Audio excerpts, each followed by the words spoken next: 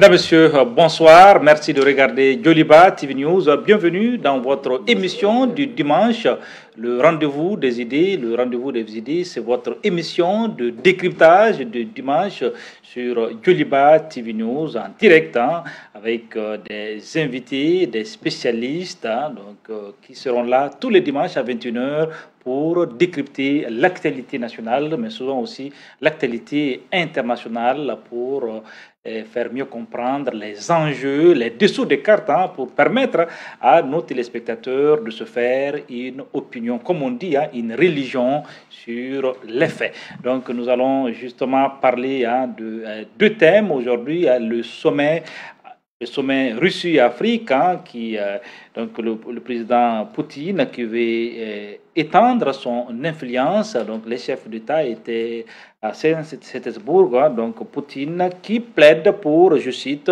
un ordre multipolaire sans néocolonialisme. Donc nous allons voir les enjeux, les impacts, les implications sur le continent. Donc qu'est-ce que cela va concrètement changer dans les rapports entre la Fédération de Russie et le continent africain.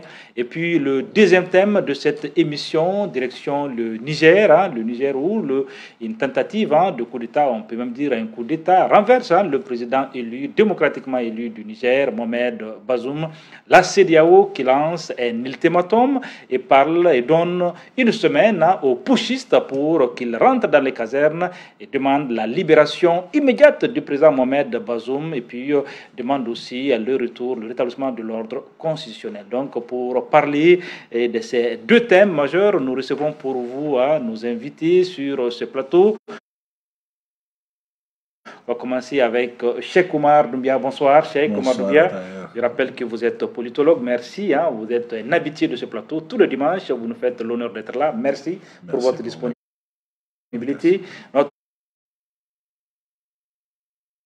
deuxième invité aussi est un visage connu de l'espace public malien. Il est aussi l'un de nos spécialistes à maison, Etienne Fakaba Soko. Bonsoir. Bonsoir. Etienne, vous êtes professeur d'enseignement supérieur. Je vois que Etienne qui est bien tiré ce soir. Bonsoir Etienne.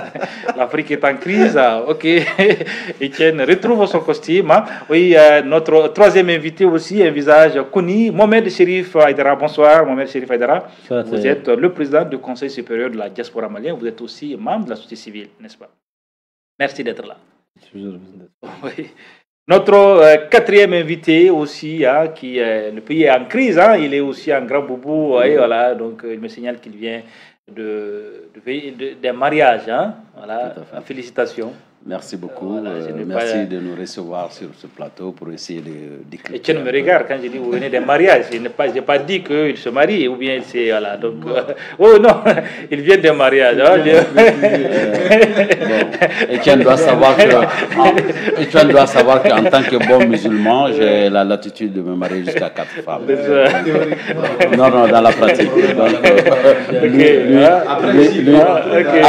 C'est pourquoi je l'ai dit. Je suis pas comme Etienne. Etienne a une nouvelle casquette, désormais spécialiste aussi de ces questions-là. Donc, Etienne Fakaba Soko, donc voici planter le décor, c'est toujours dans une très bonne ambiance, même si après, dans le feu de l'action, dans le vif des débats, souvent, il peut y avoir la contradiction. Donc c'est ce qu'on a dit ici, c'est le choc des idées, la force des arguments et non les arguments de la force. On va commencer justement avec Cheikh Oumar Doumbia sur le sommet. Mais avant de donner la parole à Cheikh Oumar Doumbia, je vous propose de regarder cet élément sur le discours du président de la transition, le colonel Assimi Goïta. C'était à Saint-Pétersbourg, à la faveur du sommet Russie-Afrique, un élément signé Mamadou Bilali Koulibaly.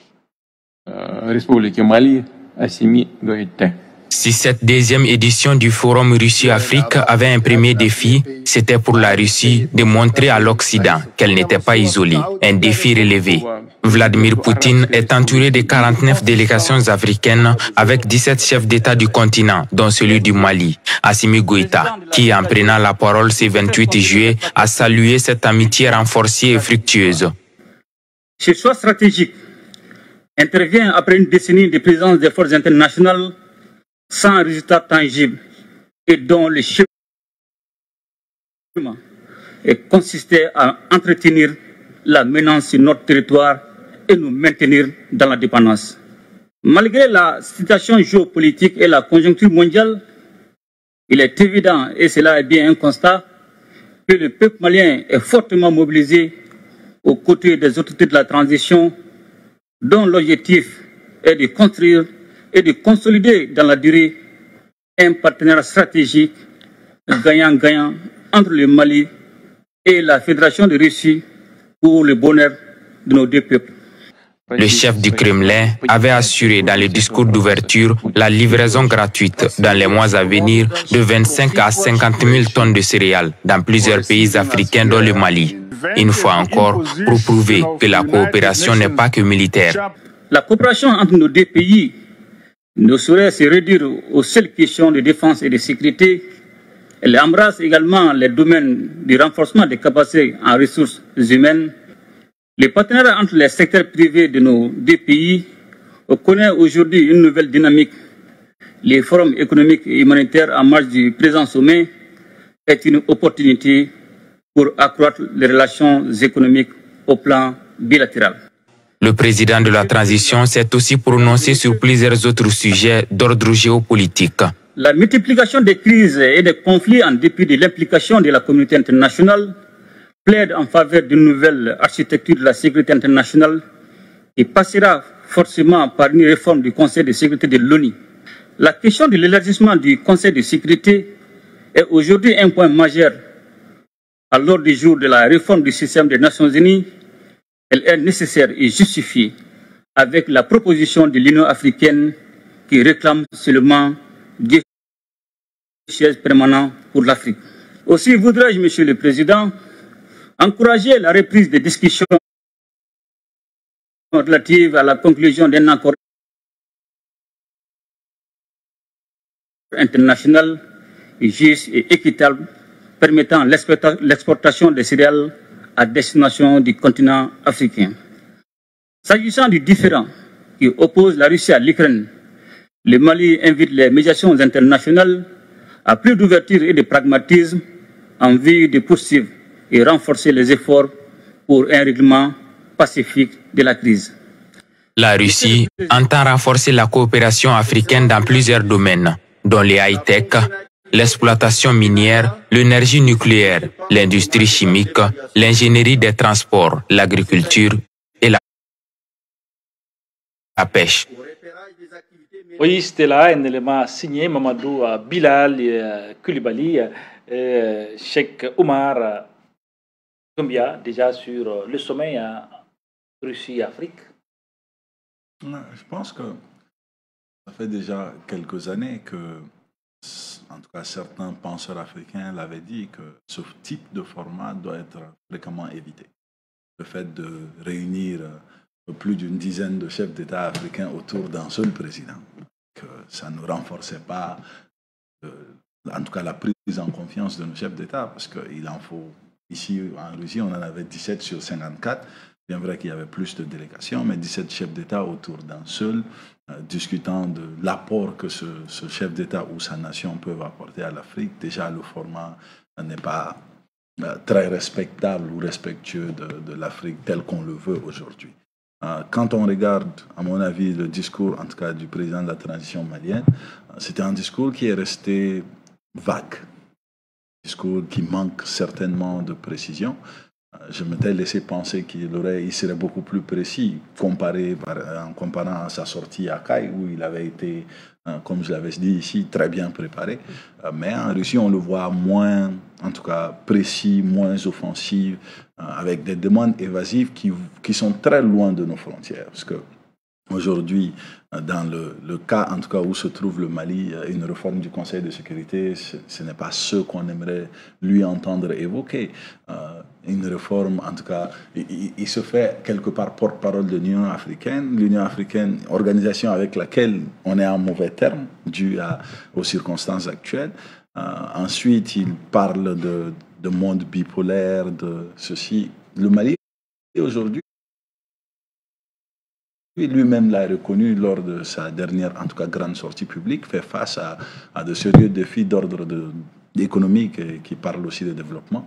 On aurait voulu un président qui soit beaucoup précis sur ces questions, qui aurait en tout cas un plan pour la collaboration, en tout cas bilatérale, entre le Mali et la Russie.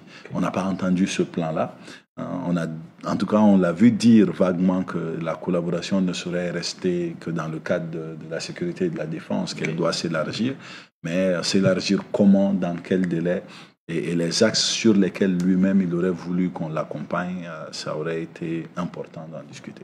Un fait majeur, c'est dont tout le monde parle, et ce qui est dommage, c'est que la Russie veut nous envoyer du blé. Le Mali est un pays qui est doté d'un espace capable de produire un blé de meilleure qualité que le blé russe.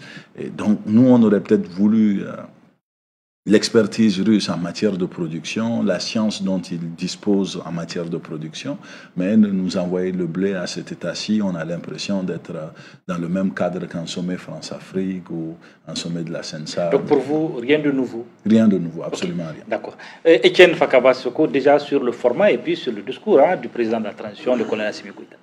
Sur le format, je souscris entièrement au fait que ce n'est pas très respectueux de réunir un certain nombre de chefs d'État autour d'un autre chef d'État hors du continent africain. Ça donne une très mauvaise image et ça ne rassure pas malheureusement. Le deuxième élément, c'est que ce sommet intervient dans un contexte de réorganisation du monde et ce n'est pas la première fois qu'on voit de tels sommets. Sommet France-Afrique, sommet Afrique-Chine, sommet Afrique-Russie, sans pour autant que cela ne puisse changer fondamentalement les conditions de vie de nos populations. Beaucoup d'annonces sont faites, beaucoup de promesses sont faites, mais qui ne sont pas suivies de résultats probants. Souvenez-vous, en 2017 ou 2019, lors du premier sommet, l'objectif fixé à ce sommet, c'était de dire qu'on allait passer au dédoublement des échanges entre l'Afrique et la Russie. Malheureusement, aujourd'hui, Poutine même l'a reconnu qu'il y a au contraire une diminution du volume des échanges entre nos pays. On peut intégrer le fait que la crise mondiale est passée par là, la crise sanitaire est passée par là, mais le constat, c'est qu'il y a une diminution, en tout cas, des échanges commerciaux entre la Russie et l'Afrique. Et aujourd'hui, ça ne représente même pas 2% du volume d'échange de l'Afrique pris globalement.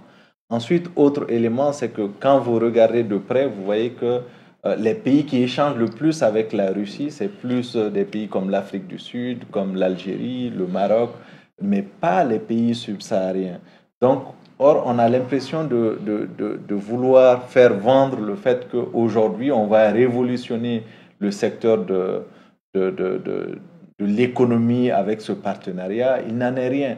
Ça ne fait que 18 milliards d'euros en termes de volume monétaire de contribution de la Russie pour l'Afrique pris globalement. Et quand vous le comparez à des situations comme avec l'Union européenne où nous sommes à presque 300 millions d'euros, vous voyez que ça fait 6 fois, voire 7 fois plus que le volume. Donc ce n'est pas le même niveau, ce n'est pas le même level. Et encore une autre grille d'analyse, c'est que outre le fait qu'on fait passer le pays à les pays subsahariens comme des pays mendiants, parce que c'est ça la question, nous livrer du blé parce que tout simplement les volumes, les échanges entre la Russie et l'Europe aujourd'hui sont au ralenti ou sinon à l'arrêt du fait des sanctions qui pèsent sur la Russie. Et le surplus de production est rapatrié vers l'Afrique, faisant comme si c'est de bonté de cœur ou comme si c'est un don. Non, il y a une surproduction en Russie aujourd'hui du fait des sanctions qui pèsent sur ce pays et on écoule sur l'Afrique tout en redorant le blason de la Russie, tout en donnant l'impression qu'il y a une nouvelle dynamique de coopération qui se passe. Vous voyez, et ça montre très, très clairement que nous n'avons pas les mêmes préoccupations. Assimi est venu demander un soutien politique, un soutien économique, mais la Russie semble privilégier le soutien économique dans des secteurs comme dans l'or ou comme dans des choses qui peuvent leur apporter beaucoup plus. Ok. Mohamed Chérif Aïdara, sur les céréales, vous préférez du riz ou du blé? Ce n'est pas la deuxième fois que je regarde ces échanges avec beaucoup d'amertume. La première fois, c'était avec Macky Sall, qui a été demandé la livraison de blé à la Russie. Nous avons une terre arable cultivable, nous avons le soleil, nous avons l'eau. C'est quand même honteux que nos chefs d'État vont en Russie pour demander qu'on nous livre de ça. Je me rappelle juste que dans les années 80-85, on cultivait des bombes bleues dans le lac Fagbin. Cette technologie qu'il fallait demander de développer, nous, on peut fournir la Russie. Vous pouvez parler un peu plus fort, là.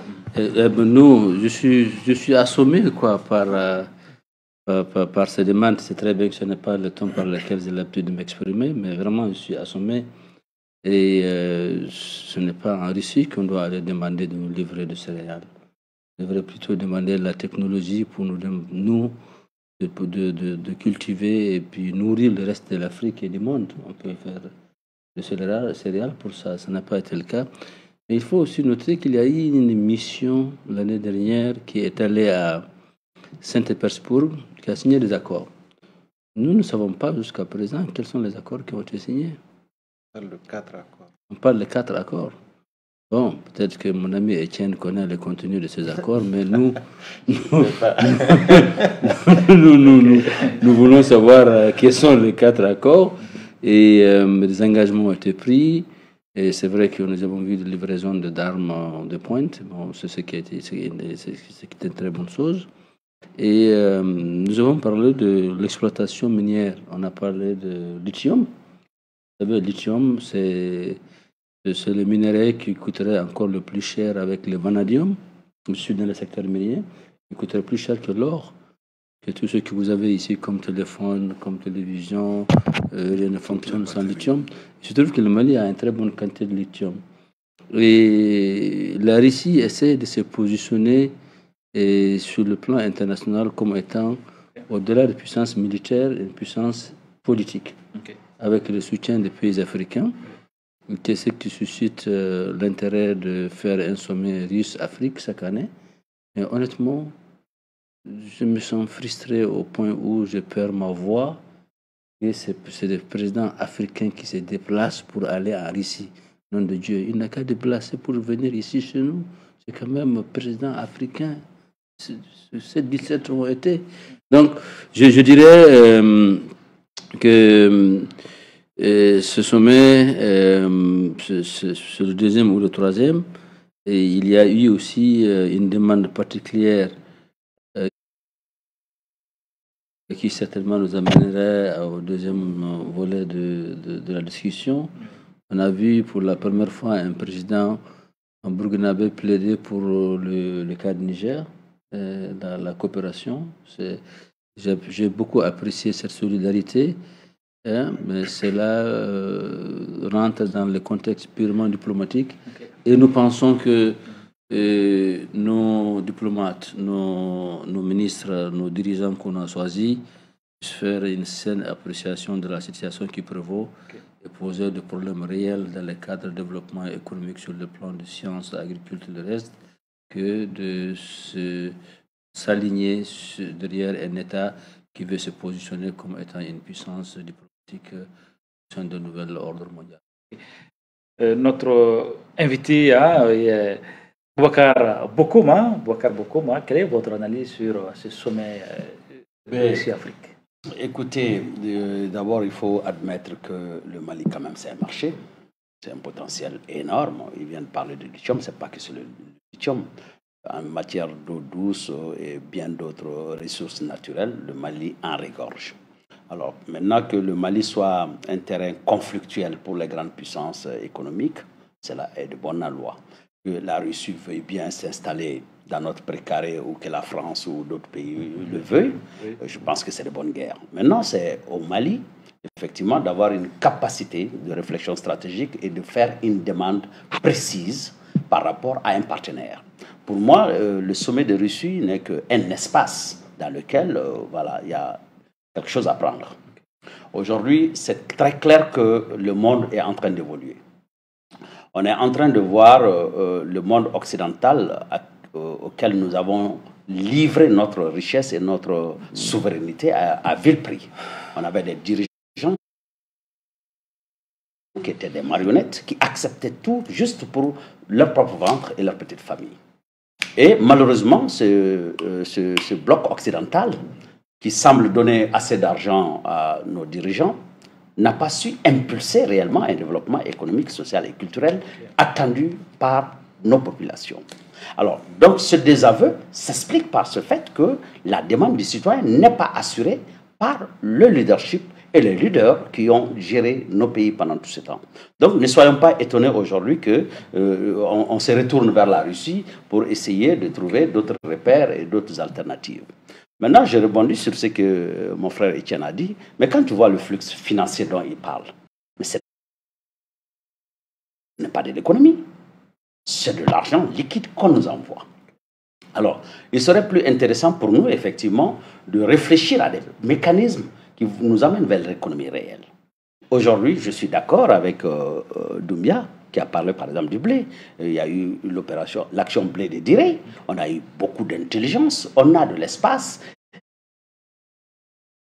Et on a les capacités réellement de relancer l'économie de façon globale. Maintenant, avoir des partenaires stratégiques qui vont nous permettre de relancer cette économie me paraît être capital. Maintenant, je suis resté sur ma fin sur le discours du président parce que je n'ai pas vu de demande pertinente en termes de ce que lui, il attend de la Fédération de Russie. Donc, le discours, il est resté, de mon point de vue, vague. Maintenant, je pense que peut-être qu'il y a des accords que nous ignorons. Peut-être que dans ce discours, rien n'apparaît, mais tout est resté quand même un peu flou parce qu'on parle de coopération économique. Mais on est certain qu'aujourd'hui, si nous n'avons pas un développement économique réel, c'est des pays qui vont tomber. Tous les pays du Sahel, parce que même cette succession de coups d'État, c'est des demandes réelles par rapport au système économique. Parce que nous sommes conscients que nous sommes dans une guerre économique. D'accord. On va justement sur le registre des discours, on va justement regarder cet extrait du discours du capitaine Ibrahim Traoré, président de la transition au niveau du Burkina Faso. Et juste après, on va décrypter ce discours. Camarades, j'ai quelques questions donc de ma génération. Oui, il y a une question qu'on se pose. Mais nous n'avons pas de réponse. Et il se trouve qu'ici, nous pouvons laver donc notre linge sale parce qu'on se sent en famille. On se sent en famille en ce sens que la Russie est une famille aussi pour l'Afrique. C'est une famille parce que nous avons la même histoire. La Russie a consenti d'énormes sacrifices pour libérer le monde du nazisme pendant la Seconde Guerre mondiale. Les peuples africains, nos grands-pères, ont été déportés de force aussi pour aider l'Europe à se débarrasser du nazisme. Nous partageons la même histoire en ce sens que nous sommes les peuples oubliés du monde. Qu'ils soient dans les livres d'histoire, dans les documentaires ou films, on tend donc à balayer le rôle prépondérant qu'a joué la Russie et de l'Afrique dans cette lutte contre le nazisme. Nous sommes ensemble parce que actuellement nous sommes là pour parler de l'avenir de nos peuples, de ce qui va advenir demain, de ce monde libre auquel nous aspirons, de ce monde sans ingérence dans nos affaires internes. Nous avons les mêmes perspectives et je souhaite que ce sommet soit l'occasion donc de pouvoir tisser de très bonnes relations en vue d'un meilleur avenir de nos peuples. Les questions que mes générations se posent sont les suivantes, si je peux me résumer, c'est de ne pas comprendre comment l'Afrique, avec tant de richesses sur notre sol, avec une nature généreuse, de l'eau, du soleil en abondance, l'Afrique est aujourd'hui le continent le plus pauvre. L'Afrique est un continent affamé. Et comment se fait-il que les chefs d'État traversent donc le monde à mendier? Voici des questions que nous nous posons et que nous n'avons pas de réponse jusque-là. Nous avons l'occasion de tisser de nouvelles relations. Et j'espère que ces relations puissent être les meilleures pour donner un meilleur avenir à nos peuples. Ma génération me charge aussi de dire que par ce fait de pauvreté, ils sont obligés de traverser l'océan pour essayer de rallier l'Europe. Ils meurent dans l'océan. Mais que prochainement, ils n'iront pas traverser parce qu'ils viendront devant nos palais pour chercher leur pitance quotidienne. Oui, c'était là un discours du capitaine Ibrahim Traoré. Cheikh Oumar Doumbia, rapidement. Rapidement, il y a un autre thème qui nous attend, donc rapidement. Je pense déjà qu'il est dans le plagiat. Il est dans le plagiat à fond, dans la terminologie, dans la structure du discours. Il essaye d'atteindre une copie conforme du capitaine Sankara. Déjà, la première chose qu'on avait l'habitude de reprocher, en tout cas au capitaine Sankara, lors d'événements comme ça, c'est qu'il arrivait toujours armé. Sankara se promenait en armes et les chefs d'État avaient l'habitude de lui dire, mais ce n'est pas ça. Ibé a fait la même chose jusqu'à ce que ça a failli créer un petit incident là-bas à Saint-Pétersbourg. Mais il vient avec un discours où il utilise les mêmes mots. On se souvient de Sankara qui parle de mendicité. Ibé revient avec le mot mendiant.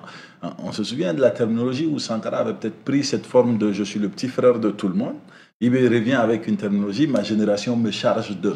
Donc, il a compris que l'idéologie sankariste peut lui permettre réellement de drainer de l'attention et d'avoir une certaine cote. Et il est en train de puiser sur ce chemin-là. Maintenant, quand on regarde le discours en fond, à part l'utilisation de mots qui peuvent choquer, en tout cas, j'ai envie de dire, les autres chefs d'État ou créer un débat autour, en profondeur, il n'y a rien de spécifiquement précis, politiquement parlant, qu'un chef d'État met sur la table. Et moi, je trouve que le discours est... Est-ce que si vous devez noter le discours, est-ce que vous êtes en train de dire que la veille, il a beaucoup regardé les documentaires, les anciennes cassettes, je pense que ce n'est pas que la veille, parce qu'en bon analyse politique, on prête attention aux détails. Si vous regardez Ibé au lendemain du coup d'État, il n'avait pas l'habitude de porter même son béret de cette façon. C'est le format Sankara. Il a changé la démarche, tout ce qui va avec. Nous, on analyse les détails. Bon, sur les plateaux, on n'évoque pas tout ça. Mais Ibé est en train de migrer vers vraiment du sankarisme pur et dur. Mais ce discours, c'est le discours d'un président d'association d'ordre panafricaniste. Ce n'est pas le discours d'un... Peut-être qu'il veut incarner peut-être le rêve de Sankara. Qui sait? Etienne Fakaba Sissoko sur la posture, le discours du président du Faso. Non, avant le discours, je voudrais revenir un peu sur ce que Bokoum disait, pour préciser que les chiffres que j'avance sont les chiffres des volumes d'échanges commerciaux entre la Russie et l'Afrique. Il ne s'agit pas d'argent liquide échangé entre nous. Et préciser aussi que peut-être que le sommet n'a pas eu, à leur décharge, que le sommet n'a pas eu lieu en Afrique parce que Poutine est encore sous sanction et il y a un mandat d'arrêt international qui plane sur lui. Donc toutes ces questions peuvent expliquer que le sommet se tienne en Russie. Encore une fois, sur ce discours précisément, je dis que n'est pas Sankara qui le veut, malheureusement, et il le fait tellement si mal que ça frise à la limite le ridicule. Parce que ce n'est ni le lieu, ni les éléments de langage qu'il fallait. S'il fallait tenir un discours de fermeté de cette nature, il fallait innover et pas revenir sur ce qui a déjà été entendu, sur ce qui a déjà fait effet auprès des populations. Donc, il a plus intérêt, de mon point de vue, à construire sa propre personnalité, tout en s'inspirant, bien entendu, de ce que Sankara a fait, mais en mettant en valeur ses propres principes, sa propre ligne directrice et un discours qui s'adapte à sa personnalité. Donc, je pense que c'était pas... Il a aussi utilisé le terme camarade. Voilà. Oui, camarade. C'est ça. Donc, camarade, c'est beaucoup plus un terme militant. Un terme révolutionnaire. Exactement, c'est un terme militant, c'est un terme que... Les communistes de façon adorent aussi. Que les communistes utilisent. D'accord, donc pour vous, mais bon, ils sont nombreux aussi ils sont nombreux qui ont quand même applaudi ce discours. Quand même. Oui, enfin, c'est un discours qui est agréable à entendre, mais au-delà, dans le fond, il n'y a pas grand-chose. Et le discours contraste avec l'attitude dans la mesure où, pendant qu'il parle de ça, il est en train de retourner avec 50 000 tonnes de blé. Ce que Sankara n'aurait pas fait. Ça fait pas très Donc pour vous, il aurait pu laisser les céréales là-bas pour dire bon, on n'a pas besoin. Voilà, Donc, il a même dit quelque part, hein, merci pour les céréales, avant de dire que bon, la prochaine fois, il faudrait qu'on atteigne hein, l'autosuffisance alimentaire. Sauf que ici, dans le cas du Mali, par exemple, Oui. on nous donne 50 000 tonnes, mais en oubliant que nous avons plus d'un million d'hectares dans l'office du Niger et qu'il n'y a que 150 000 qui sont mis en valeur. Et nous avons vu le ministre, le directeur national de l'agriculture qui était sur place. Donc, pour répondre à Aïdara, une des conventions porte sans doute sur l'agriculture. On a vu que le nombre de bourses également a substantiellement augmenté, passant de 135 jusqu'à 290, une centaine de plus. Maintenant, il faut préciser encore une fois de plus les domaines dans lesquels ces bourses sont allouées et leur utilisation dans l'économie de notre pays. Mohamed Chérif Aïdara sur le discours hein, du président du Faso hein, de la transition, voilà, Ibrahim Traoré.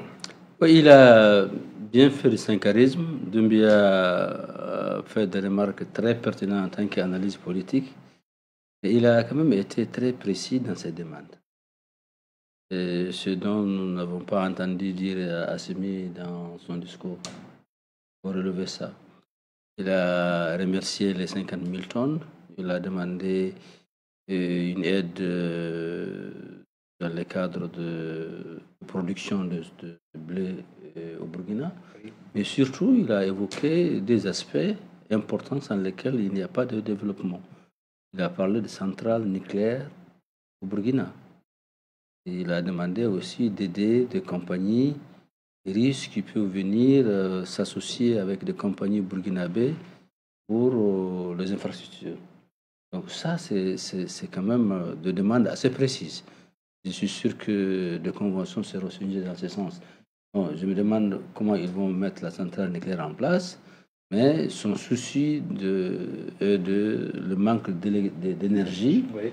Et en fait, Bagné disait que là où s'arrête l'énergie et les infrastructures s'arrêtent le développement. Okay. Donc je dirais qu'il a été précis. J'ai apprécié aussi un soutien affiché du président Bazoum.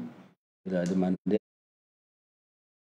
d'aider le Niger, un pays frère, un pays frontalier, avec lesquels ils ont des relations et il aurait aimé une aide assez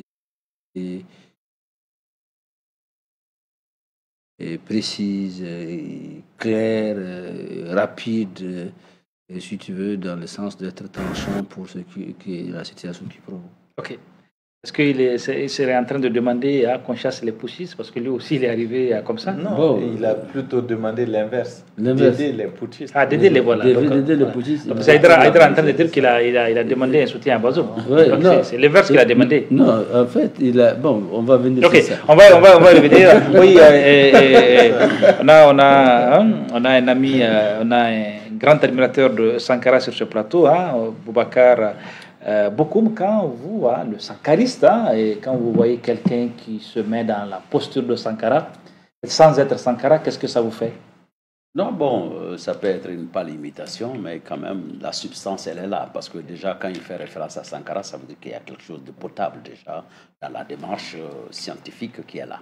Ce qui est important de comprendre dans cette démarche, c'est que ce n'est pas que du vide, parce qu'il y a un ressenti de mal-être, un ressenti de non-développement, un constat d'échec qui est d'abord acté dans la justification déjà de tout ce qui se passe, et ensuite un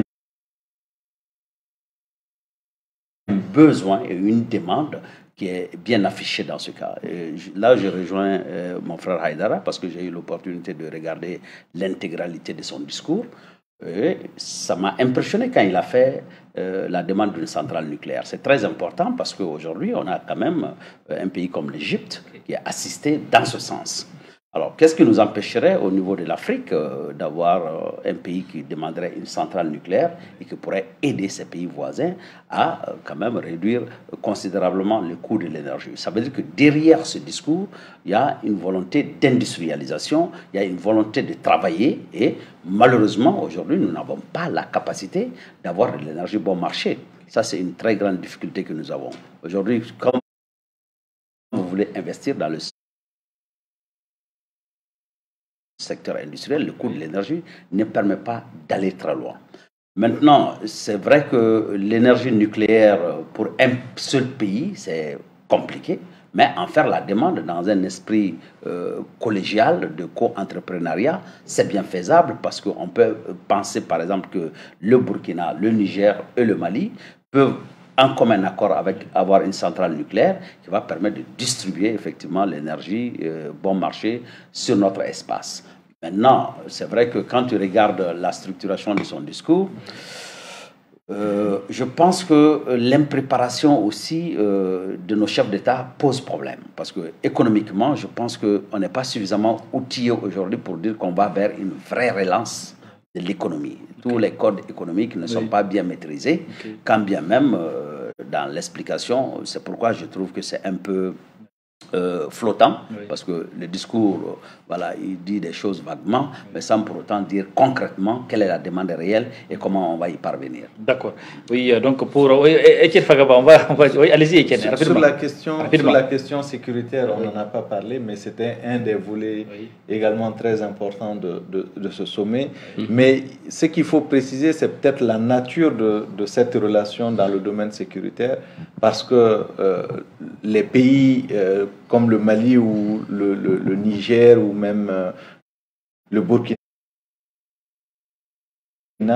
ont besoin certes de la Russie pour mener la lutte contre le terrorisme, mais on a besoin d'autres partenaires. Et il semble que le partenariat avec la Russie pose problème avec les autres partenaires avec lesquels nous sommes censés mener cette lutte ensemble. Donc il y a lieu certainement de réfléchir à comment faire en sorte que et la Russie et les autres puissent coexister pour qu'ensemble mener cette lutte. Merci Etienne Fakaba Sissoko. Je pense qu'on aura, on va faire un autre débat sur ces relations, pour interroger les relations Russie et la Fédération de Russie et puis du continent africain.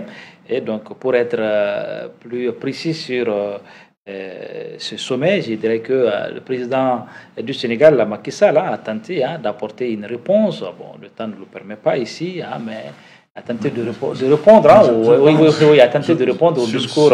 Sur le discours de Macky Sall. Je pense qu'ils ont beaucoup à apprendre de lui sur le coup. Parce que le Sénégal est très doué, et ça ne date pas de Macky Sall, très doué à être un pays non aligné, à participer à toutes les rencontres, à être avec toutes les puissances sans pour autant se compromettre. C'est la force de la diplomatie sénégalaise et les jeunes là auraient dû prêter attention. Si vous écoutez le discours de Macky Sall, il a su naviguer entre les lignes. Je le confirme. Donc pour finir, je dirais pour finir, je dirais que le président Mbalo, Sassou Nguesso, Macky Sall et Assoumani des Comores ont boycotté la photo de famille avec Vladimir Poutine. Donc on va aller tout de suite avec notre deuxième thème. Le deuxième thème de l'émission, c'est le Niger où un coup d'État renverse le président Mohamed Bazoum, qui a été le président élu des Nigériens et donc qui est le président démocratiquement élu. La CEDEAO qui lance un ultimatum de une semaine aux putschistes pour qu'ils rentrent dans les casernes. La CEDEAO qui demande la libération immédiate du président Mohamed Bazoum et le retour à l'ordre constitutionnel. Donc nous allons analyser aussi cette actualité phare du continent avec nos spécialistes ici sur ce plateau. Cheikh Oumar, rapidement sur le coup d'État, déjà sur le coup d'État au Niger. Est-ce que vous avez été surpris? Mercredi, tôt le matin, on nous dit qu'il y a un mouvement d'humeur et puis après, on nous dit qu'il y a des négociations entre le président Bazoum et puis son chef de la sécurité, de la garde présidentielle, voilà, Tchani. Et après, ça se complique, il garde le pouvoir ou tente de confisquer le pouvoir. Quelle est l'analyse? Déjà, c'est devenu un fait quotidien maintenant, à chaque fois que en tout cas, il y a un mouvement d'humeur au niveau de l'armée, ça se finit par une volonté de confisquer le pouvoir. Peut-être que les militaires nourrissent le sentiment qu'ils peuvent mieux diriger le pays, ou nos pays d'ailleurs, vis-à-vis des menaces sécuritaires qui existent. Sauf que le peuple a une voix. Et quand il y a des élections, le peuple s'exprime. Maintenant, cette expression, elle mérite tout le respect de l'armée. Quand le peuple désigne son leader, l'armée se doit d'avoir un respect extraordinaire pour la voix du peuple. Et quand ils n'ont pas ce respect-là, malheureusement, même si parfois les volontés exprimées ou les défis qui motivent les actions sont parfois justifiés, ça fait que l'action a un très mauvais sens. Et aujourd'hui, il est important pour la CEDEAO. J'ai apprécié en tout cas les échanges entre le président en exercice de la CEDEAO et le président du Bénin, qui sont aujourd'hui deux hommes forts qui peuvent réellement apporter des solutions pratiques. Et lors de ces échanges-là, une chose est claire. Les sanctions vont être dures, et elles ont été excessivement dures d'ailleurs, plus dures que ce que le Mali a pu rencontrer, plus dures que ce qu'on a vu au Burkina, de la part de l'UEMOA, mais aussi cette façon d'envisager, parce que c'est clairement envisagé qu'une intervention militaire peut avoir lieu pour ramener Bazoum au pouvoir. Et cette clarté qu'ils ont eue cette fois-ci, parce que je pense que c'était un peu du style, en tout cas ce qui a eu lieu au Mali, de contraindre le président ensuite d'affirmer qu'il a démissionné. Maintenant, la CEDEAO est claire cette fois-ci, c'est qu'on ne reconnaît que Bazoum comme président. Donc, si les actions ne viennent pas de Bazoum, nous ne les reconnaissons pas. Ça fait qu'il n'y a même plus de fenêtre de négociation entre ceux qui sont au pouvoir et la CEDEAO, parce que la CEDEAO n'est prête qu'à discuter qu'avec Bazoum. Et je pense que ça change la donne. Et c'est l'occasion pour la CEDEAO de vraiment dire, écoutez, nous pouvons faire face à ce fléau de coup d'État et nous allons bien évidemment le faire pour empêcher qu'il y ait, je ne sais pas, ce qui peut peut-être devenir le printemps sahélien, quoi, dans les zones qui suivent. Quand on écoute, en tout cas, la première sortie ou les premières sorties des militaires qui ont pris le pouvoir, tout semble indiquer que c'est des problèmes individuels d'abord. C'est leur difficulté à collaborer ou à échanger avec Bazoum, l'opposition qu'ils ont avec Bazoum dans les idées, dans la façon de traiter les défis sécuritaires et économiques qui ont conduit à cela. Mais malheureusement pour eux, ce n'est pas leur rôle de choisir la direction ou de choisir la feuille de route. Ce travail avait été confié à Bazoum et ils sont dans une posture d'exécuter, en tout cas, ce que Bazoum aurait décidé en qualité de chef de l'État, en qualité de chef suprême des armées. Et quand ils sont en porte-à-faux avec cela, ils mettent à mal le pays. Malheureusement, les populations du Niger vont le sentir. Oui, on va parler des coups d'État, mais des sanctions de la CEDEAO. Mais déjà, sur le coup d'État, Etienne Fakabassoko. Oui, moi, contrairement à Cheikh Oumar, j'ai été surpris et je pense que même celui qui a fait le coup d'État a été surpris parce que quand on voit comment les choses se sont passées, quand il vient en tant que chef de la garde présidentielle boucler un président dans son bureau et ensuite commence à négocier avec les uns et les autres pour le rallier, ça veut dire que c'est quelque chose qui n'a pas été suffisamment préparé. Et ce n'est pas comme le cas du Mali, par exemple, où depuis le mois de juin, il y avait des manifestations de rue, où il y avait quand même un malaise qui se ressentait au sein de la population et que la finalité, finalement, de ces manifestations de rue ont abouti à un coup d'État. Ensuite, sur le plan sécuritaire, des arguments qui sont avancés par Tiani, qui ne tiennent malheureusement pas. Et si on met ça à côté, le fait qu'il avait été sur la liste de ceux qui devaient aller à la retraite, qui devaient être changés dans les prochains mois, à côté de tout ça, ça montre que effectivement c'est une question d'abord personnelle. Et quand vous mettez tout cela ensemble, vous remarquez que franchement, les premiers discours qu'ils ont donnés aux populations, qu'ils ont donnés à la télé, ne résistent pas à l'analyse.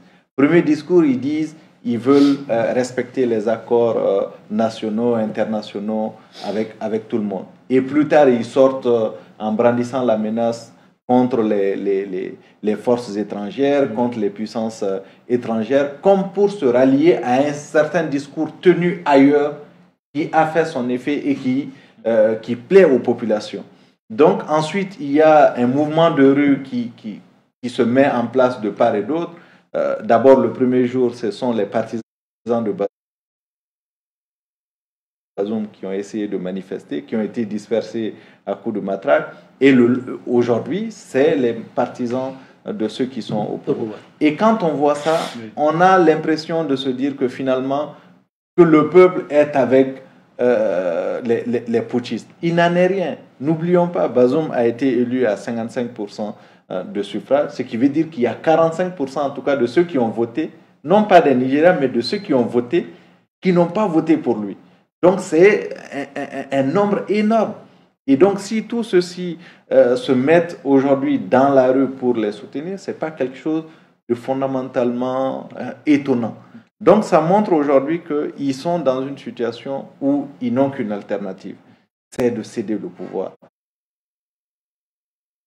S'ils ne cèdent pas, les interventions, j'ai entendu tout à l'heure le Premier ministre et ancien ministre de l'économie et des finances, qui dit qu'il connaît la situation de son pays. Pour avoir été, que le Niger ne pourra pas tenir longtemps avec toutes ces sanctions. Absolument. Il l'a dit. Et comme Cheikh Oumar l'a rappelé, c'est des sanctions qui ne sont pas à la cheville de ce qui a été... On va justement parler des sanctions après, mais déjà sur le coup d'État, Mohamed Chérif Aïdara, vous connaissez parfaitement Niamey, hein, vous aviez même de la famille là-bas. Ce n'est pas pour mettre votre famille en insécurité, mais je précise vraiment que vous connaissez bien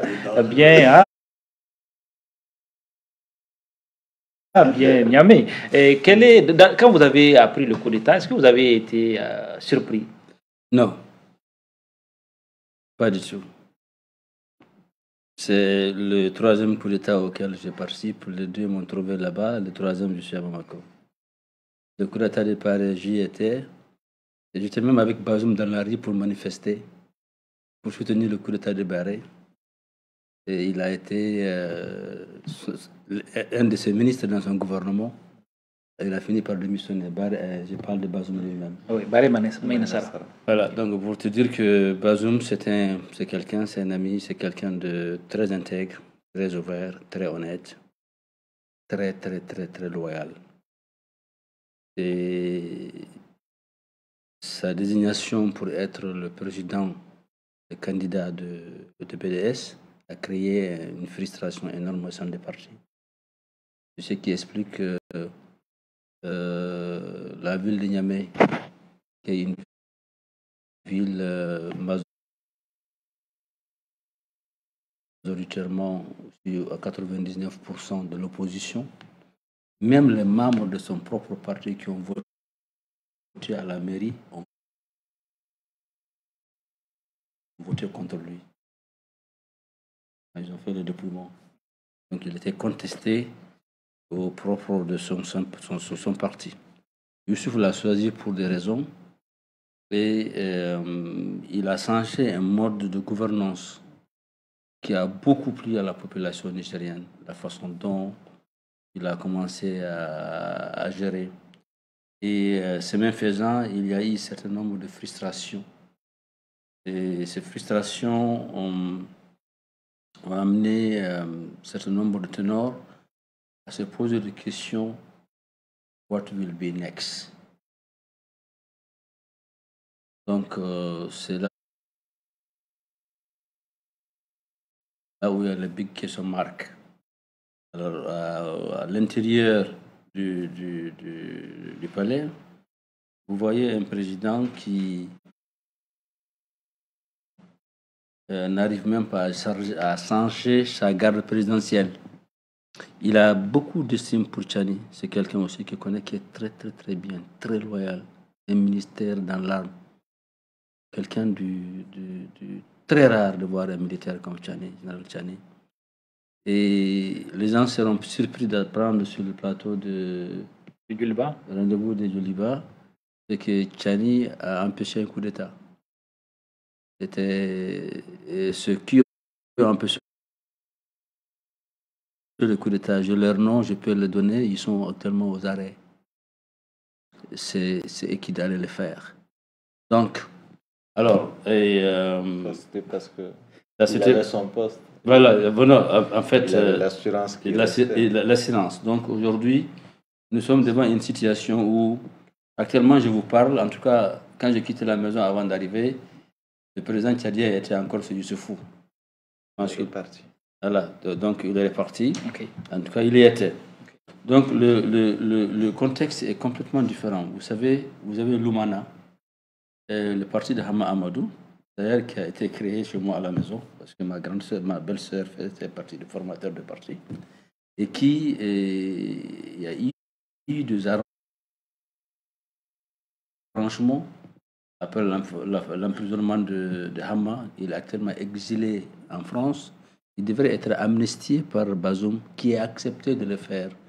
Mais il y a eu une opposition de ne pas le faire. Donc, et ce sont ces personnes que vous avez vues dans la ville de Niamey pour soutenir le coup d'État, par leur frustration que Hama n'a pas été amnistié et qu'il soit de retour de Paris. Et aujourd'hui, la situation est telle que les sanctions qui ont été annoncées, ils ne peuvent être qu'annoncés de cette manière. Mais aucun pays, en tout cas, qui dépend d'une banque centrale commune, ne peut tenir. Vous savez que le Niger a beaucoup de banques comme le Mali, mais ils n'ont qu'une seule banque qui les appartient, qui est Sony Bank. Donc les banques locales ne pourront même plus payer les salaires des fonctionnaires. Et il est extrêmement difficile de tenir et pendant le premier mois. Mais rassurez-vous que le pipeline qui quitte Agadem pour Seni au Bénin vont commencer à produire à partir du mois de décembre. C'est 4 000 milliards financés par la Chine.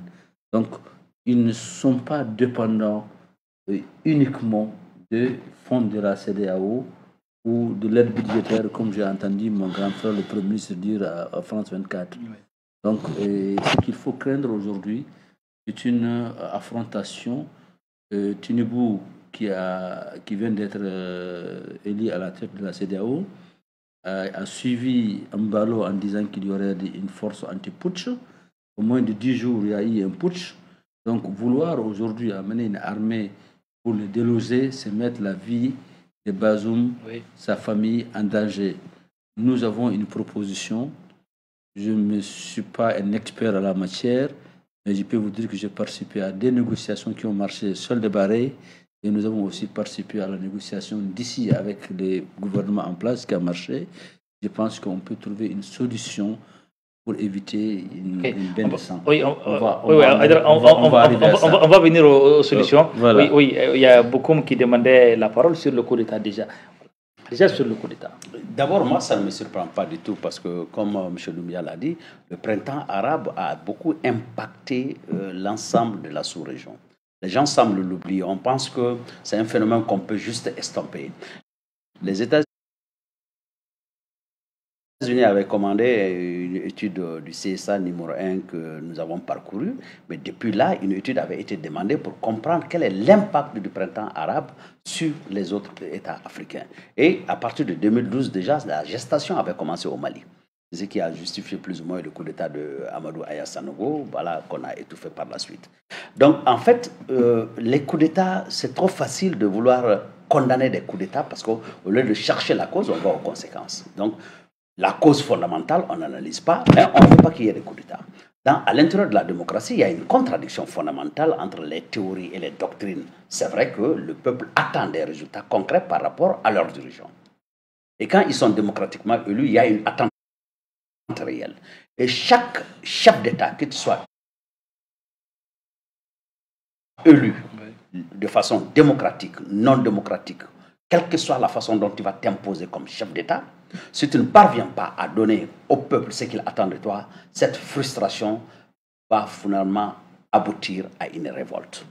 Alors, donc, même les pays qui sont les grandes démocraties, les États-Unis, ils connaissent leurs remous. En France, on a connu des moments où ça brûlait. Donc, en réalité, la bonne gouvernance nécessite quand même une bonne distribution et le partage juste et équitable de la richesse, mais tout en sachant qu'on doit la créer d'abord. Alors, si l'État est failli et qu'on est incapable de créer cette portion de richesse qu'il faut distribuer, forcément, il y a une crise, il y a une tension. Donc, ce n'est pas contrôlable. Donc, si les États refusent de se mettre dans cette dynamique, de cultiver cette notion de bonne gouvernance, et juste avoir un prétexte que je trouve souvent fallacieux, de dire qu'on est démocrate ou on est élu, ça ne suffit pas. Ça nécessite plus d'engagement et plus de sérieux dans la gouvernance. Malheureusement, le constat est que chez nous, en Afrique, il suffit qu'on pense qu'on est élu démocratiquement et on se permet de briser ce peuple et de ne pas aller dans le centre que le peuple souhaite réellement. Donc, si on aboutit à des coups d'État, cela n'est pas du tout surprenant. Maintenant, pour en venir à cette attitude de la CEDEAO, je pense que la CEDEAO a perdu beaucoup de son élan. Ce que le président nigérien essaie de faire, je sais que ça ne marchera pas. Parce que c'est vrai que leur ego, aujourd'hui, la posture dans laquelle ils se trouvent, ils ont envie d'en découdre avec les coups d'État, mais ils ne parlent pas réellement de leur vrai protocole de bonne gouvernance. Personne n'en parle. Quand on a vu ce qui se passe au Sénégal, mais la CEDEAO reste bouche cousue. Personne n'a parlé. Et vous attendez, quand ça commence à brûler, ensuite vous dites maintenant on prend des sanctions. Mais de quelles sanctions on parle? On va étouffer tout un peuple parce que par votre méconnaissance du système, par votre comportement, vous-même vous avez occasionné et favorisé des coups d'État et ensuite vous voulez victimiser les populations par rapport à ça. Non. Il y a un problème de mauvaise gouvernance au niveau de la CEDEAO. Il y a un problème de mauvaise gouvernance au niveau de l'Union africaine. Et il y a un problème de mauvaise gouvernance dans le système des Nations Unies. C'est une triste réalité. Donc si on ne va pas vers poser les bonnes questions, comment on va renouveler le partenariat mondial? Comment dans ce monde on va apprendre à se regarder dans les yeux et à se dire certaines vérités et voir comment chacun peut profiter de la manne mondiale? Mais il y aura toujours des problèmes. On ne va pas accepter qu'on soit il y a toujours des problèmes, écrasé dans ce système. Oui, voilà. Donc, il y a une tentative de médiation. Le président tchadien, Mohamed Déby, qui est déjà à Niamey, qui tente. Il est reparti à Etienne, qui suit de près les informations, me disent qu'il est. Me dit il est parti. Mais déjà, ils sont nombreux. Ils sont nombreux qui se sont posé la question. C'est un militaire. Il était sur Youssoufou. Voilà, c'est un militaire, un général. Voilà. Etienne Fakaba-Sissoko, c'est un militaire, un général de surcroît qui va. Un putschiste aussi. Qui va à la rencontre, à la rencontre des, qui va à la rencontre, en tout cas, c'est un général et militaire qui va à la rencontre de notre général. Est-ce qu'on peut imaginer un peu, qu'est-ce qu'ils vont dire, qu'est-ce qu'il va lui dire? Est-ce qu'il va lui dire, voici la feuille de route de la CEDEAO, quitter le pouvoir, sinon il y a un plan B. Il n'a pas rencontré le général. Il n'a pas rencontré le général. Il n'a pas encore. Il a rencontré Youssoufou, chez lui à la maison. D'accord, oui. Donc on va vous donner la parole à. Je pense que déjà, il faut. Comme il connaît le Niger, moi je connais bien Mamad. Mamad, c'est un ami. Moi aussi, je connais. Apparemment, vous êtes amis, vous avez votre. Une chose est sûre, quand quelqu'un qui connaît son cheminement, c'est que, il n'est pas parti au hasard. C'est quelqu'un qui n'agit jamais dans la précipitation. Mais le Tchadien. Deuxième chose qu'on peut attendre de ça, c'est qu'il va toujours vouloir éviter la réponse militaire. Donc l'idée, c'est de faire en sorte qu'il suffit puisse devenir lui-même le médiateur. Parce que de ce que je sais, c'est ce qui va se passer. Qu'on va demander à Issoufou de faire en sorte qu'il y ait une attente à l'intérieur qui peut maintenant être proposée à la CEDEAO. Parce que tout de suite, quel que soit l'interlocuteur de la CEDEAO, c'est que même parmi les militaires, il n'y a pas encore d'entente. On parle même d'une possibilité d'assassinat qui se serait passé aujourd'hui. L'information n'est pas encore claire, mais un des ténors a peut-être été assassiné aujourd'hui. Deux ont été arrêtés. Deux ont été arrêtés. Donc déjà, les ténors du coup d'État. Ceux même qui ont fait le coup d'État ne sont pas en attente entre eux La posture aussi des leaders politiques au Niger n'est pas encore claire parce qu'on a un souci avec Bazoum et on est d'accord avec le coup d'État fond 2. Il faut savoir jongler avec ça. Et quelqu'un qui a l'habitude de trouver des compromis à ce type de choses, c'est bien, il suffit. Donc, c'est peut-être tenter de le motiver à venir et à participer au... Oui, mais déjà, est-ce que ce n'est pas une tentative vaine? Puisqu'il se fout dès les premières heures à tenter au moins, c'est-à-dire une médiation. Parce que les négociations ont commencé avec Issoufou qui était là. Avec Virginie, Issoufou dès les premières heures. Il y a une différence. Qui se crée. Qu'est-ce qui a changé il y a une chose, dans la donne. Il y a une chose. Et puis, Tchani, il faut le rappeler aussi, a été... il a été 10 ans il a été son directeur de garde présidentielle. Donc, si Bazoum, on dit que si Bazoum ne l'a pas relevé, parce qu'il y a une grande complicité et puis une grande fidélité entre les deux hommes, Bazoum et puis le président Issoufou. Bon, c'est une différence qui va se créer, parce qu'il y a une différence d'agir en son propre nom. Mais il y a une différence d'agir en ayant le soutien d'un autre lot de chefs d'État qui sont capables de mettre certains moyens à disposition pour faciliter les choses. Ça crée une grande différence. Et l'autre chose, c'est qu'on sait que si, par miracle, cette intervention militaire arrivait à se faire, le ténor, ça va être le Tchad et le Nigeria. En la matière, c'est eux qu'on va solliciter parce qu'on connaît la teneur de ces armées-là. Donc, c'est le bon interlocuteur pour un départ. Et je pense qu'il va trouver les voies et moyens. Moi, je l'ai vu. J'ai vu Mahamat négocier, en tout cas, quand il est allé aux États-Unis avec Biden. Je sais qu'il va trouver les voies et moyens pour arriver au moins à un consensus dans le jour. Donc, je pense qu'il peut jouer une vraie carte. Absolument. Ok, il a une carte à jouer. J'aimerais revenir sur... Pour le cas du Niger, parce qu'il faut faire attention à ne pas généraliser, à dire que oui, c'est le malaise, en tout cas de la mauvaise gouvernance un peu partout, qui amène à ce coup d'État. Le Niger n'est pas dans cette logique-là tout de suite. C'est très particulier. C'est très particulier. Ce n'est pas simplement... Bazoum, depuis qu'il est arrivé au pouvoir, n'a pas été décrié par un mouvement de masse. Bazoum est décrié par rapport à ses prises de position sur le plan à l'international.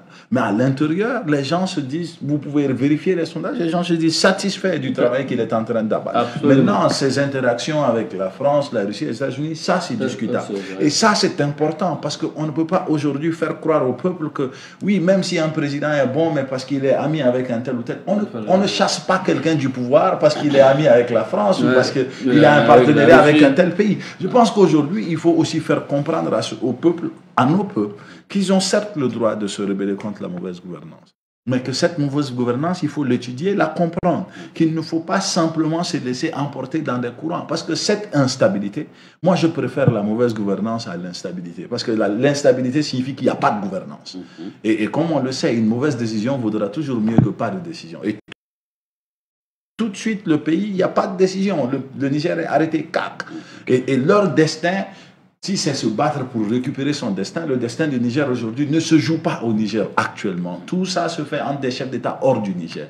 Et ce n'est pas ce que le peuple veut. Il faut éviter de lui faire croire que ça fonctionne parce que ça ne fonctionne pas. Ok. Etienne Fakaba, ce coup, voilà. C'est pour toutes ces raisons que je dis que ce coup d'État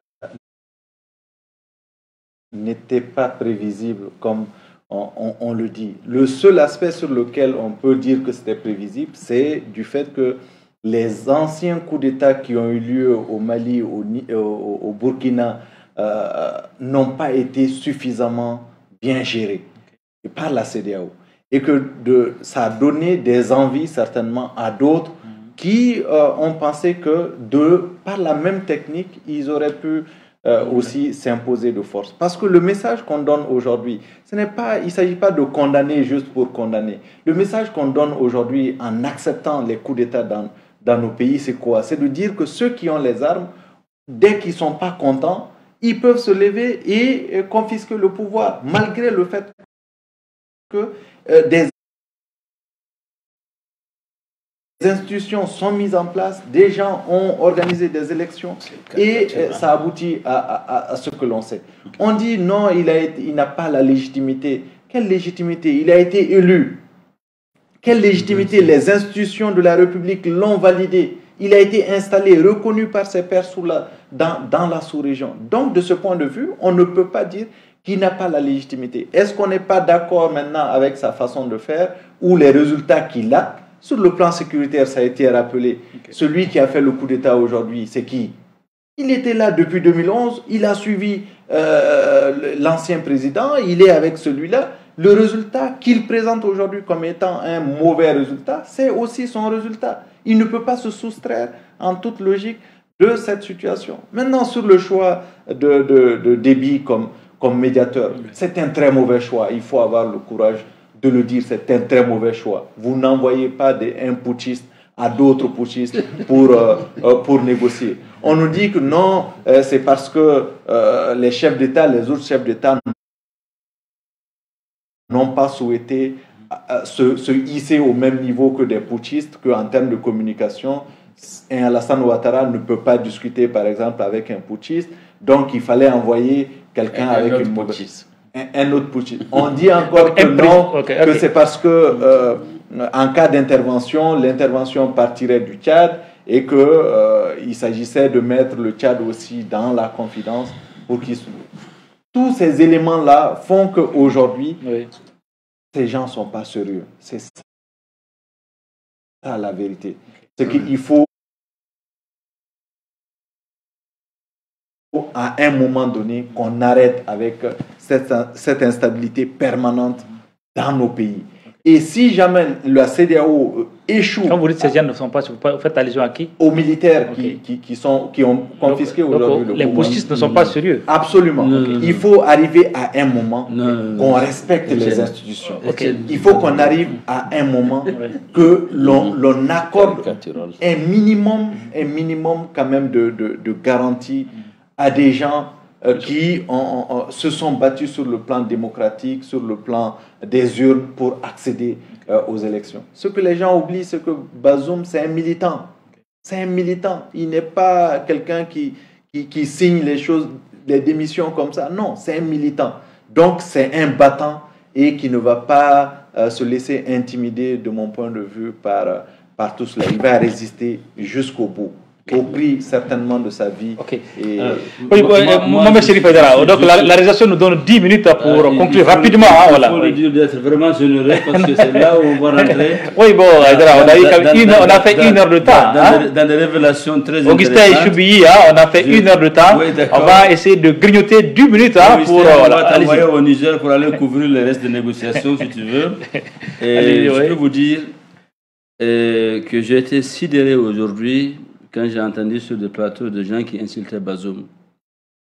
Bazoum est un ami de Mali. Vous parlez de quel plateau? Je parle de Bazoum, le président nigérien. J'ai dit, vous parlez de quel plateau? Vous dites que c'est des plateaux. C'est vrai, il y a un des plateaux. Je parle d'un des plateaux, je ne vais pas mentionner le nom. C'est Bazoum qui a empêché la signature de l'accord d'Alger. Quand il était ministre des Affaires étrangères, il a défendu le Mali plus que le ministre malien des Affaires étrangères lui-même, Bazoum. Et tout dernièrement, quand les militaires nigériens se sont plaints qu'ils n'arrivent pas à combattre le terrorisme parce qu'ils traversent les frontières maliennes pour entrer, la négociation a été faite chez moi à la maison, à Niamey. Et je fais venir ici le consul honoraire du Niger à Sikasso. Je le nomme Albert Touré, il est le président du CSDM Niger. Il est venu, il a rencontré les différents ministre. C'est à la suite de ça que Salifou Modi est venu ici. Donc le rapprochement entre l'armée nigérienne et l'armée malienne, c'est mon œuvre, c'est l'œuvre de CSDM. Donc, et pour aller lui parler, lui, Bazoum, qu'il accepte. Il m'a dit, après tout ce que vous m'avez dit aux Nations Unies, vous voulez que j'envoie mon chef d'état-major pour venir à Bamako pour... J'ai dit, ce n'est pas pour toi que tu le fais, tu le fais pour la sécurité du Niger. Donc c'est un homme d'État de haut niveau. Il a accepté, ils sont venus, et après, vous avez entendu ce que nos amis français ont dit, ou c'est vrai ou c'est faux, je ne sais pas. Il a eu un entretien privé avec le président. On l'a d'abord monté en grade, et après on l'a enlevé de son poste. C'est à vérifier. Ce que je peux vous rassurer, Tinibou a envoyé le président tchadien. Moi, j'ai un cousin qui est son conseiller spécial, qui faisait partie de la délégation, et les directeurs des renseignements. Ils ont été passés les messages clairement où vous retournez Bazoum sur sa position, ou on va vous attaquer dans une semaine. L'ultimatum a été donné. C'est ce qui explique la réaction de l'armée pour dire ils ne toléreront pas une ingérence étrangère. Ça, c'est à la suite du message qu'on les a transmis. Donc, c'est ce que nous voulons dire à la CEDEAO sur le plateau de Djoliba, que ça, ce n'est pas une solution. Une solution d'attaquer le Niger aujourd'hui, c'est la population qui va souffrir. Il faut comprendre que le malaise qui a amené tout ça est aussi profond. Ça mériterait un débat. Parce que Hama Amadou, qui est le président de l'Oumana, a fait plusieurs fois la prison. Il est encore moins exilé en France. Et l'accord qui a été obtenu pour qu'il participe aux élections législatives et de l'amnistier. Plusieurs fois, Bazoum a voulu amnistier Hama Amadou. Quelqu'un l'a refusé. C'est qui c'est quelqu'un-là? Vous semblez dire, hein, que vous semblez dire, hein, vous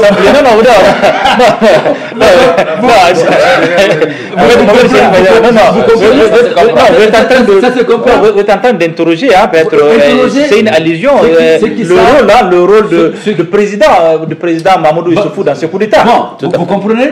Non, je ne le dis pas, vous le confirmez en tant que journaliste. Non, je ne confirme pas, je suppose. Vous supposez, alors gardez votre supposition, moi je ne l'ai pas dit. Et je le précise encore pour une troisième fois, je ne l'ai pas dit. Alors, donc, ce qui je suis en train de dire. Oui, mais qui bloque? Parce que le président décide.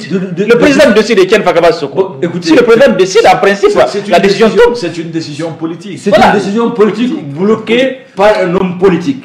Je m'arrête là.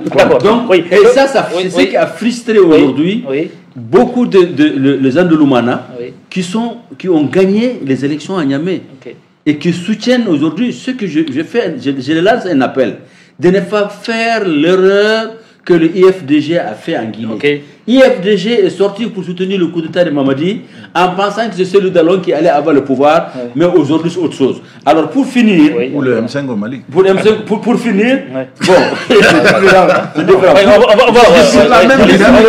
Allez-y, finis rapidement.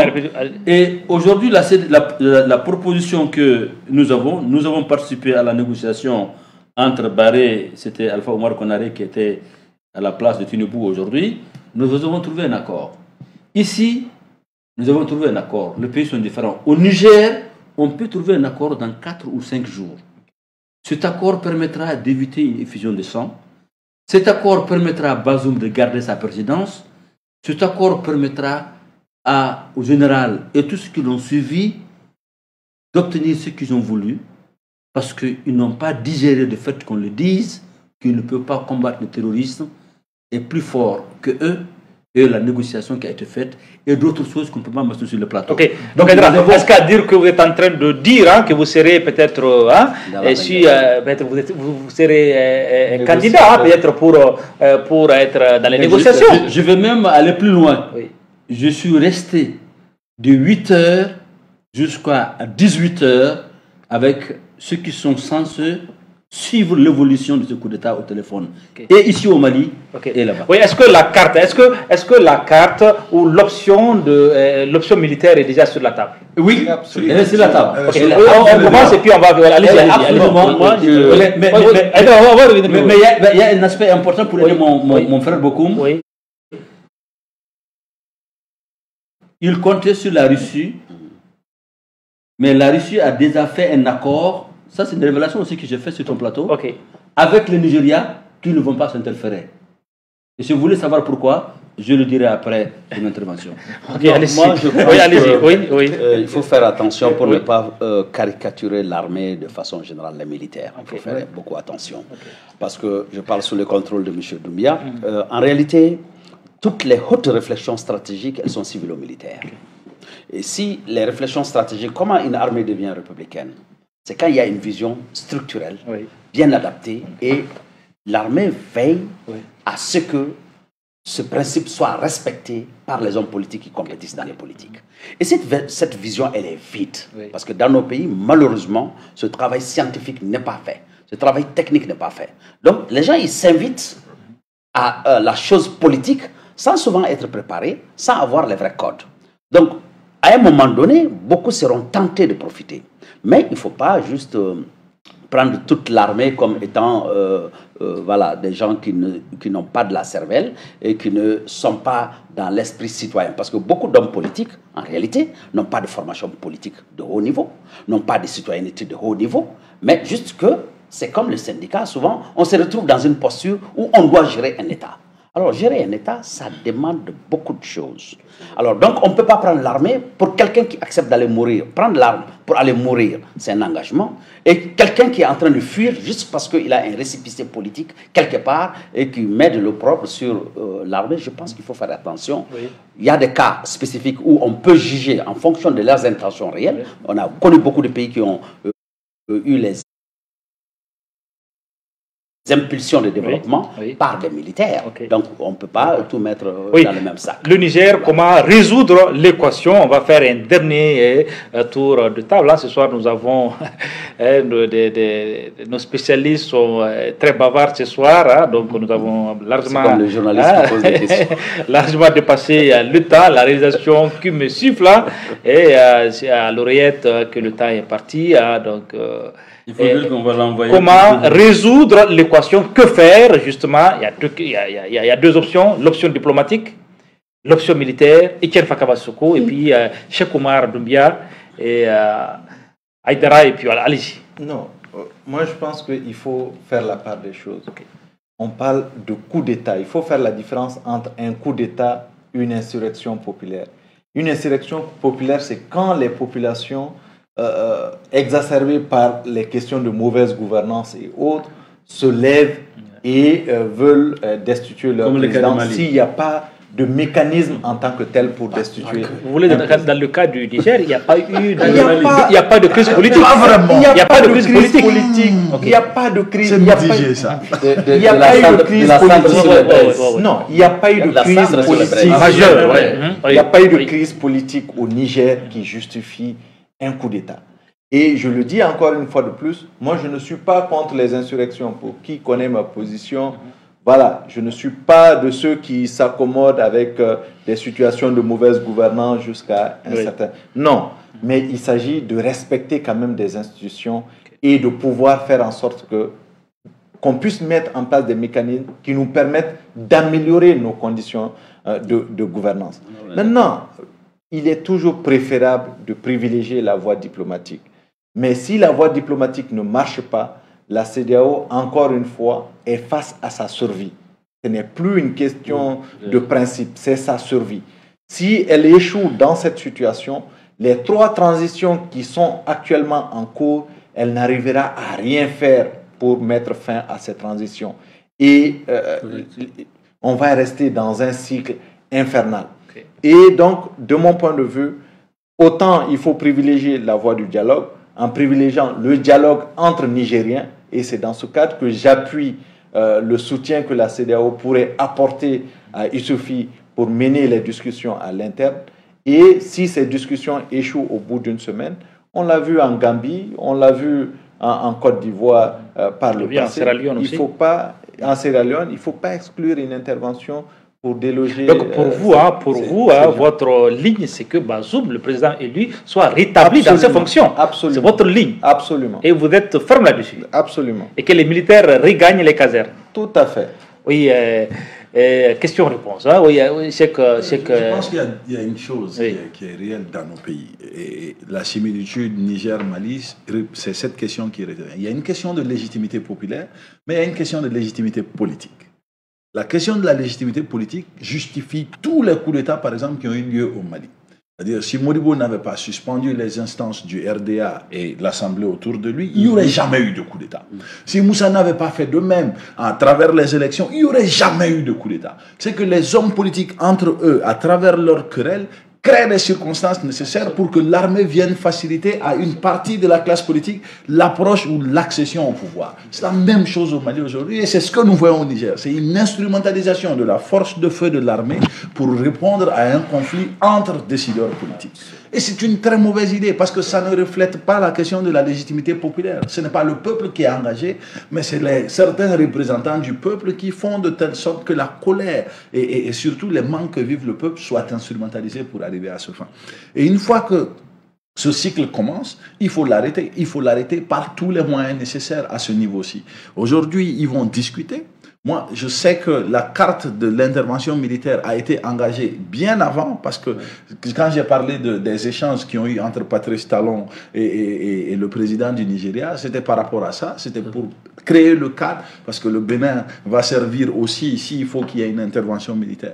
Mais Talon avait été clair sur le fait que tout ce qui va se passer, c'est mettre un accent fort sur négociation et ayant une solution pacifique. Et aujourd'hui, il est clair que l'armée nigérienne, dans son entièreté, n'est pas dans cette direction de coup d'État. Donc, s'il y a une intervention militaire, elle va se faire contre un certain nombre d'individus, et non contre le peuple, et non contre toute l'armée, à moins que la donne change. Mais il y a aussi ce fait que ceux qui prennent le pouvoir par les armes, lorsqu'ils sont menacés eux-mêmes par les armes, utilisent le peuple comme bouclier. On l'a vu ici même, chez nous, ici. Quand la CEDEAO va arrêter, on va dire que non, c'est contre le peuple. Alors que quand vous prenez le pouvoir, vous ne demandez pas l'avis du peuple. Quand vous prenez les armes contre le président que le peuple a élu, vous ne lui avez pas demandé son avis. Donc vous ne pouvez pas dire que lorsqu'il y a des sanctions contre vous et vos actions, c'est le peuple qui est engagé. Et aujourd'hui, moi je suis d'avis avec Étienne, il faut répondre à ce coup d'État avec la dernière rigueur. Et je pense que la zone CEDEAO a des armées qui sont capables de faire ce travail-là. Le Nigeria est doté de F-16 et du nécessaire pour le faire. 2 F-16 sur Niamey, on est tranquille. Et il le faut à un moment donné. Le Bénin aussi a travaillé pendant longtemps pour augmenter sa flotte maritime. Dans le silence, les gens ne le savent pas. Mais s'il y a une intervention militaire, on verra bien ce que le Bénin pourra produire. Et tout le monde sait que combattre sur le désert, c'est la spécialité de l'armée tchadienne. Et ils feront un excellent boulot en la matière. Donc que personne ne les rassure sur le fait que ça va juste être une promenade de santé. Donc pour vous, hein, ce n'est pas... Oui, on va finir parce qu'on est à la fin de l'émission, pas d'autres questions. Oui, que faire justement? Oui, vous demandez de privilégier le dialogue, hein, Mohamed Chérif Haïdara. Surtout pas une intervention militaire, ça serait... Est-ce que vous avez l'impression que les militaires vont regagner les casernes? Oui, tout dépend de ce que nous les offrons. Tout dépend de ce que nous allons convenir qu'on fait de route. C'est la plus grosse erreur que la CEDEAO va faire de son existence. Et ce serait le début de la fin de la CEDEAO. S'ils attaquent. Le pays le plus puissant au monde a échoué. En Afghanistan, ils ont échoué. Et au Vietnam, ça ne marchera pas. Vous savez, l'armée nigérienne est l'une des meilleures armées, les plus aguerries après les Tchadiens. Et je peux vous rassurer que l'armée nigérienne est aussi bien équipée. Ils sont très bien équipés. Et contre l'armée. Non, c'est contre l'intervention contre l'armée. C'est ce que je disais. Non, c'est l'amalgame important. Important. Maintenant, l'armée a rejoint. L'armée a rejoint aujourd'hui le général Tchani. Ce que beaucoup de gens ignorent. Le problème politique... C'est leur survie qui joue. Moi, mais attends, leur survie ou pas, ils ont rejoint. Maintenant, là où je vous rejoins, c'est que c'est le choix de Bazoum en tant que candidat président qui a posé le problème. Absolument. Non seulement au sein de son propre parti, et aussi les élections qui sont passées. Vous ne pouvez pas poser cette question. Il a passé aux élections, les institutions l'ont établi comme chef de l'État. Mais donc, c'est la question de légitimité politique. C'est la même chose qui a fait que quand les gens sont sortis contre Ibeka, le RPM n'a pas réagi. Voilà, c'est la même chose. C'est la même chose. C'est la même problématique. Donc il faut répondre à ça. Il faut répondre à ça. Donc aujourd'hui, il y a une possibilité que l'armée s'entende avec la CEDEAO pour trouver une solution. Nous avons, déjà, à notre sein, élaboré une feuille de route. Et je crois que cette feuille de route sera transmise dès demain à certaines personnes, quitte à eux de les transmettre. Okay. Parce que si jamais Tinubu, qui lui, il ne veut rien entendre que de rétablir Bazoum, rien d'autre. Okay. On veut le dissuader de le faire, de donner un sens à une négociation. Okay. Je pense que cette négociation nous permettra de trouver une solution médiane pour éviter un bain de sang à Niamey. Parce que si jamais ils le font, ils mettent en péril la vie de Bazoum, sa famille et tous ceux qui sont là. Et nous tenons à Bazoum, nous tenons à sa vie nous tenons à sa présidence, il est démocratiquement élu, il reste encore 2 ans et demi, il peut le terminer avec un compromis, mais pas une compromission. Oui, on donne la parole à... Moi, je vais être très bref. Je voudrais juste dire que je pense que la solution militaire, c'est la plus mauvaise décision que la CEDEAO pourrait prendre. Parce que déjà, la CEDEAO, elle est en déconfiture. Elle est dans un système de très, très mauvaise gouvernance. Et si aujourd'hui, la CEDEAO se permet d'attaquer un pays, ça veut dire qu'il signe son arrêt de mort. C'est aussi simple que ça. Parce qu'en réalité, ce n'est pas rétablir Bazoum qui résout le problème. Je suis navré de la dire CEDEAO n'attaque pas un pays, elle attaque des putschistes. Il faut préciser. Bon, vous savez, la nuance que vous apportez, la nuance que vous apportez, elle est relative. C'est comme vous me dites, oui, je vous ampute votre pied, mais je ne vous tue pas. Ben voilà, les putschistes, c'est quand même des Nigérians, c'est pas des Maliens. Non, en fait, il faut qu'on comprenne qu'est-ce qui se passe. Les enjeux. Oui, ben donc, voilà. Donc on ne devrait pas combattre le terrorisme parce que leur nationalité... Non, j'ai pas dit... Non, mon problème, ce n'est pas de dire qu'on doit ou on ne doit pas. Je dis juste que tu ne peux pas le dissocier. Le terroriste, par exemple, on a engagé le dialogue avec IAD, on a voulu du moins engager le dialogue avec IAD, mais ça veut dire que c'est un Malien avec qui on prétendait pouvoir dialoguer. D'accord. Ce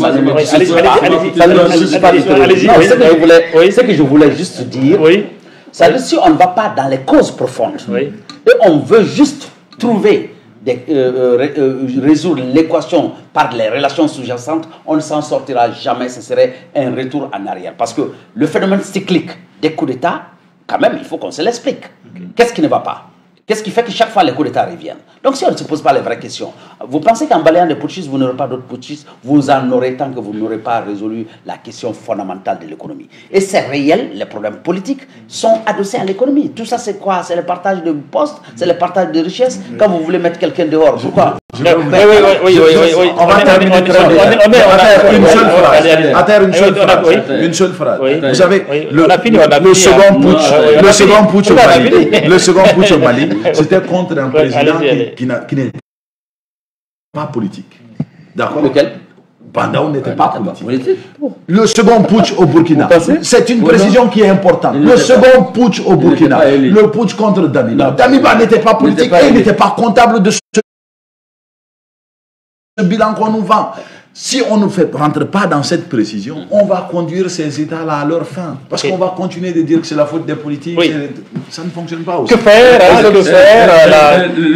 La gouvernance politique n'est pas potentielle donnée qu'on a négocié avec des terroristes. Mais c'est Assimi qui a libéré Soumaïla Cissé. Et des autres, on a négocié avec les terroristes pour les libérer, non? Merci beaucoup, Mohamed Chérif Aïdara. Vous êtes président du Conseil supérieur de la diaspora malienne. Boubacar Bokouma, merci. Vous êtes aussi analyste politique. Etienne Fakaba qui a le sourire. Donc vous n'avez pas tranché la question. Voilà, donc nous avons 2 avis divergents. Voilà, la ligne dure, la ligne Russie, et puis la ligne des principes. Voilà, et puis la ligne modérée qui demande d'interroger la gouvernance dans nos États, et cette ligne qui ici qui demande que les militaires, que Bazoum soit rétabli. Voilà. Donc on va suivre cette actualité. Quand même, on sait que c'est loin d'être fini. Nous avons fait 1h25 d'émission. Donc les 5 minutes, on va essayer de les rattraper la semaine prochaine pour faire 1h30 avec la bénédiction de la réalisation qu'on dit demain de faire par Augustin Echoubiyi et toute son équipe, Morlaï Touré, Youssouf Sangaré et puis cette grande équipe, cette grande armada qui nous permet d'être en direct. Donc, la frontière de Mali et de Burkina ne seront pas fermées, donc l'équipe de Geneva TV pourrait aller couvrir les événements de négociation. Mesdames et messieurs, c'est la fin de cette émission, donc émission que j'ai vu. Il y a l'immense plaisir, donc j'ai présenté Etienne Fakaba Sissoko et puis notre spécialiste politologue, donc Cheikh Oumar Doumbia. Merci d'avoir suivi cette émission. Rendez-vous est pris à dimanche prochain. On espère que les choses vont bouger, les lignes vont bouger et puis on va se retrouver ici dimanche prochain à la même heure, à 21h, pour décrypter l'actualité du Mali et du continent. Au revoir.